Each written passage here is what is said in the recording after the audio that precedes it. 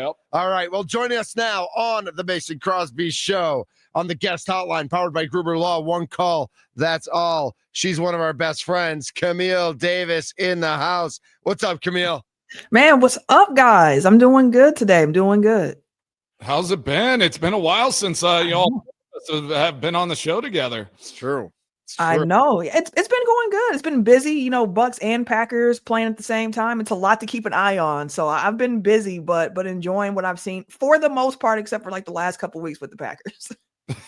Well, you said it. You said it. So we're going to go there. Yeah. We'll start with the Packers and we'll talk a little Bucks and what's going on there. We were talking how excited we were that Bronny was coming to town here, in a couple games. So we'll have to dive into that. But yeah, let's talk about your thoughts on this. Obviously so many storylines. Everybody becomes an offensive coordinator whenever, you only score 7 points in a game and you get beat, the last 2 weeks. Everybody knows how to draw plays. Everybody knows how to do that. What are you seeing from this Green Bay Packers team? Just from your perspective, and what's your take?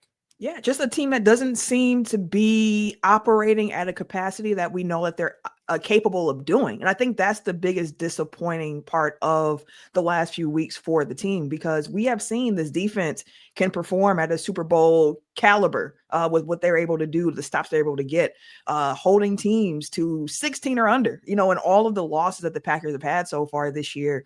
But the offense has just been in the mud. And it's not like one thing to point to of like, hey, if you can just fix this piece, you're smooth sailing. Like, it feels like the offensive line has questions right now. You've had the injuries affecting how this offense is going to run and what's going to come of that.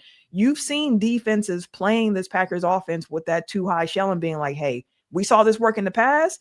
Even defenses that aren't that great, like the Panthers, were able to execute this scheme. And you're just like, okay, they're taking some of the win out of the sails for the Packers. Some of the play calling from Matt LaFleur has been questionable. Some of the decision-making from Jordan Love has been like, Jordan, you didn't see that one down the field this time. All right, I get it, because you're under pressure right now. So it's just been so many different areas for this team on offense that have just been lackluster and disappointing. And Packers fans aren't used to pointing to the offense and being like, this is the problem right now. And I think that's part of why it feels so weird. Yeah, exactly. And we talked about this the other day where it's, this Packer fan base has been spoiled for a long period of time, right? So it's like a couple losses in a row, especially at home, and it kind of shakes you to the core and you start kind of questioning a lot of things. The big thing I question on offense, and I want to hear your take on this, is, when you look at it by the numbers, especially from those first few games, the game in Dallas, like their numbers aren't bad, right? It's like they're kind of top 10 in a lot of categories. But I think the biggest issue for me are the self-inflicted wounds, on third downs or critical situations where that comes from a preparation standpoint and like just being in those moments and being able to execute whenever it's the tightest of the tight and the toughest moments. What do you think about that? And like kind of what have you seen in that space with the discipline of this team? It hasn't been good enough. It has not been good enough. And earlier in the season, you kind of can be like, you know what? It's October. We got time. It's September. We still got time to kind of figure things out. The season's young. We can expect some changes to be made. But when you're seeing the same self-inflicted thing still occurring and it's getting to middle of November, that's when it starts to be like, okay, it was frustrating then, but now it's at a point where it feels it's unacceptable to still be at this point, especially with the goals that this team hits. It's not like it's the Saints, where, in no disrespect to New Orleans Saints or anything like that, but that's a team that came into the season not expected to compete for a championship. It was like, okay, they're kind of rebuilding and figuring things out. This season's going to be what it is. You take what it is from that. This isn't even the Packers from 2 years ago when it was Jordan Love's first season starting, of like, we don't really know what to expect. They're young, yes, but they have playing time under their belts. And it feels like you should not still be making these pre-snap mistakes in particular at this point in the season. So it's disappointing, because when you pair that in with what we mentioned already about the offense, and then you have like a kicker controversy kind of brewing in the background too, where you got a team with 2 kickers on the roster, the only team in the NFL with 2 kickers currently on the roster. Well, technically they have 3, right? Because they have 2 active and 1 on practice squad. It's like, what are we doing? And Bo Melton if they need him too. And Bo Melton, if you need him. I know. It is kind of wild. And, Camille, I always love your takes and Packers and Bucks. And so I'm just going to kind of keep throwing out some thoughts. And I was thinking about this on my day off yesterday, where what if just say hypothetically, the head coach of this Packers team were a defensive minded coach? Do you think what would the rhetoric be there? Would it be like, oh man, you need a new offensive coordinator? This isn't going well. What do you think that storyline would be? Because the defense is playing so well, you'd almost be like, all right, it's not the head coach's problem, but because the offense struggles, obviously goes directly to Matt LaFleur. And then it's not just his offense. It's now, what is he doing as a head coach? I think that's a great question. Because if the tables were flipped and it was a defensive coach, you'd kind of be like, something has to be answered here. And I think one thing you hear a lot, because people always ask, what is the offensive coordinator doing? Especially when you have a head coach like Matt LaFleur, who's not defensive minded, but he's an offensive guy. So you're looking at it and you're like, this is supposed to be a strength. What's happening? And I think at this point, that's when questions really start to rile up. Hearing Matt LaFleur in his presser and getting asked the question of hey, are you feeling like you're on a hot seat? Which I heard that a little bit earlier in the season. I was like, that feels a little premature to be warming up a seat at this point, given everything that he's done. And I still think Matt LaFleur is a great head coach. It's just that Matt LaFleur has to tap back into some old Matt LaFleur bag work rather than what he's been doing now, because you're not paying Jordan Love, $55 million a year to really be a game manager. He has shown this season in particular, if you let Jordan sling it, you're going to get some results. Again, I know he has the interception thing people always want to talk about, but this season that hasn't really been a thing for Love. So I'd rather just see them kind of let loose. At this point, 2 losses straight, you're heading into New York to play a Giants team that just fired their head coach. So they're going to have a little bit of that, the new coach bump.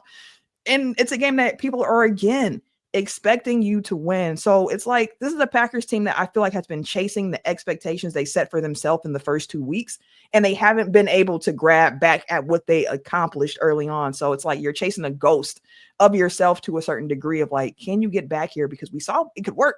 So now get back to it and do it. Yeah, no, I totally agree. We have Camille Davis on the Mason Crosby Show, Locked on Bucks, Pack a Day podcast, at Camille Monet, if you want to find her on Twitter or X, whatever you like to call it.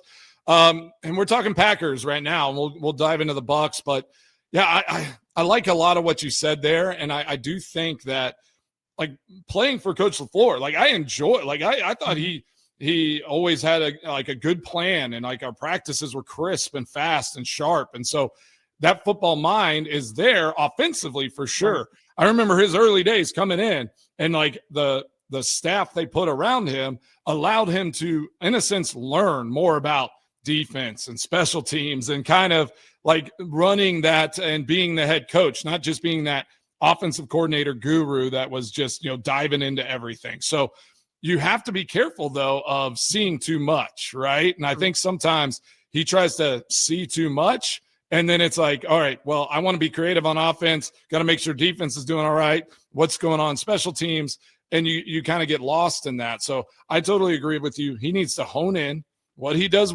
best. Let Jordan Love, who cares? If he throws an interception in a game, this defense is so good. Let him go and cook, because it's why are we so worried that Jordan Love might throw an interception trying to make a play? That is what you pay him to do, is make those decisions on the field. So I totally agree with that. What do you think? What do you think they need to do this week? It is Thursday. It feels like this week's gone by really fast against this New York Giants team. I mean, I love Jameis Winston. I love everything he says. Jameis Winston. I know. So that little bump with the new head coach, is there some concern going there to New York that this could be one of those games that is a little tighter than everyone's expecting it to be? I'm not going to lie to you, Mason. As someone who's grown up watching the Packers, I have some New York Giants trauma from my Packer fandom of just things that have happened in the past where you're like, how in the world did we lose this game to the Giants? But anything can happen. And I think people always say the any given Sunday phrase. And I think that it's super true, especially in today's NFL, where there is a bit more parity. And while this is a bad New York Giants team on paper, they're without their starting quarterback, with Dart being out in concussion protocol, that defensive front is still really, really good. And we've seen the Packers have trouble with teams that can get pressure, especially if they only have to drop 4 to be able to get that pressure. So the Packers are going to have to be sharp. They're going into this game themselves with the reshuffled offensive line again. I think it's going to be important for the Packers to play with tempo, get that tempo up, play with some speed and some pace there. In addition to that, just don't overlook your opponent. Don't look already to next week and be like, okay, man, we really got to get ready for what we have coming up next. Like, focus on this week, get a win, get back on the right side of things, and then continue to go. But I honestly would not be surprised if this was a game where you expect the Packers to blow a team out, but it's only a touchdown victory. It's a little bit closer than people would expect, and that would not surprise me at all. I know going to New York always worries me. Obviously, it didn't go well, a couple years ago. And then I think it was my 2013 year. We were like rolling, really good team. I think we had like won a few games. Then we go out to New York and just got hammered. Like they crushed us, and they were a bad team. So weird things can happen in New York. We've had success out there as well. So I think it's one of those. Lean into the things that you do well. Find some identity this week, whether that's cutting Jordan Love loose, being a tempo offense, doing something that is uniquely like this is going to be our offensive identity the rest of the season going forward. I think they need to find that, and and maybe something will get going. They still have yet to play a complete game, right? Mm-hmm. Like it's. Even all the wins, it's like there were mistakes in all those games, but they found a way to win in some of those games early on. So I think we need to see this team just figure out a way, eliminate mistakes, be good in those crunch times. So I'm going to shift to the Bucs real quick. I know we don't have you for too much longer, but what do you think about this Bucs team right now? Obviously, they're gunning for the NBA Cup. They're going to probably try to go win that again because that's my favorite thing that goes on during the season. But what do you think of this team so far, in the early parts of the season? I think they've been fun. And it's one of those things I think you understand when you're playing with expectations and how every loss feels and every win, and everyone has all of these wide sweeping conclusions they come to after every game when expectations are set really high. And I think for this Bucs team, there are expectations on this team because everyone's watching Giannis and what Giannis is going to do. And is he going to be happy? And what does next summer bring? And all of that stuff.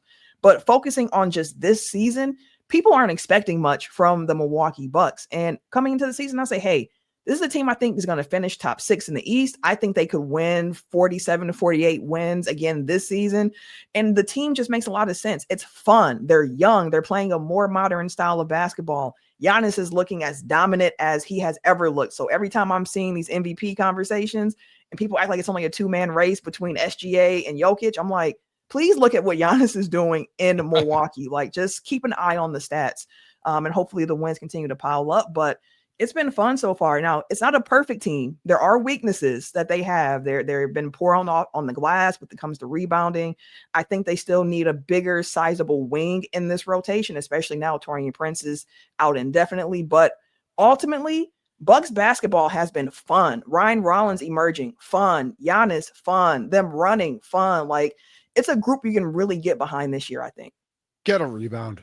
Get a rebound. Get a rebound. It's ridiculous. Like, you're right. They're fun, but it's not fun when the other team is getting 49 offensive rebounds a possession. If they get cooked by Ryan Kalkbrenner again, I'm going to lose it. All right? I'm going to lose it. It's Moody you got to worry about. It's right. Yeah. Guy was Chamberlain in the 60s yesterday. It was ridiculous. Everything. Well, Camille, we were saying that the Bucks were playing possum yesterday because they really care about the cup.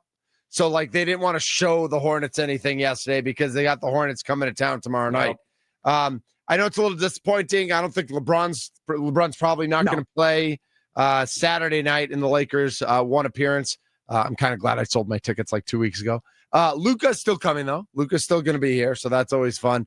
And I just think, like, I think you're right. Like, they're more fun, but there's still something missing. Yeah. And I don't know what personnel, like, I don't think it's because Porter and Prince are both hurt. Like, I don't know that they are necessarily those missing pieces, but it still seems like whether it's like a defensive stopper or, not necessarily a rebounder, but like what Brook would do. Brook would box out so that other guys could rebound the ball. Miles doesn't seem to have that same rebounding presence, even though he's a better athlete than Brook is. There's just something a little bit missing. And by the way, if the season were to end today, Mason, the Bucks in the 7th seed would host the Magic in that 7-10 play-in game. Yep. So right. I know you're always watching that. What are their power rankings? Yeah, exactly. Is there something just a little amiss, Camille, that they that do you think they'll figure it out, or do you think they're going to run it with this squad and see what happens when Porter does come back? Well, I think that there's a couple of guys in the rotation that you can expect more from. Gary Trent Jr. has gotten off to a slow start again this season. He did similarly last year as well. And I think that's part of why some of the numbers for the starting unit haven't been that great, just because Gary hasn't found his shot yet. I expect Gary Trent Jr.'s play to be better. The thing with the Bucks, again, when you're starting Ryan Rollins or Kevin Porter Jr., whichever one of those two guards, and then Gary Trent Jr. and then AJ Green, your small forward is 6'4". And it's just, it's tough. It's a disadvantage. So that's been a problem for the Bucks that I think you're going to need to go outside of your roster to find help on that front. But internally, the rebounding aspect of it, like maybe it's just configurations for a certain degree, but they just don't seem to be good on the glass. And especially without Giannis in Charlotte the other night. So with Giannis back as assumed for the NBA Cup game, you hope some of that gets cleaned up a bit. But in addition to that, one thing this team talked a lot about is getting up a lot of threes. Like they're like, hey, we want to shoot a whole lot of threes this season. Last year, we were top in the league when it came to the percentage of threes we knocked down, but 18th in volume. We want to make sure we're a top 5 team in volume. They have not done that yet. And that's another area for this Bucks offense that has been really good. Number 1 offense in half court to this point. So they've been really good, but getting the threes up. And I think that's what also killed them against the Hornets, of just like the Hornets shot 10 more threes than you did. Now y'all made the same amount, but they did get them up at just a higher volume. When you're so good at knocking down threes, got to find opportunities to get more shots up. And you have guys who are dependent on others making shots for them. So like AJ Green struggled without Giannis in the lineup. He just didn't get enough shot attempts. Gary Trent struggled without Giannis, which I didn't expect. So like there are things like this is a roster that is built to maximize everyone else around Giannis.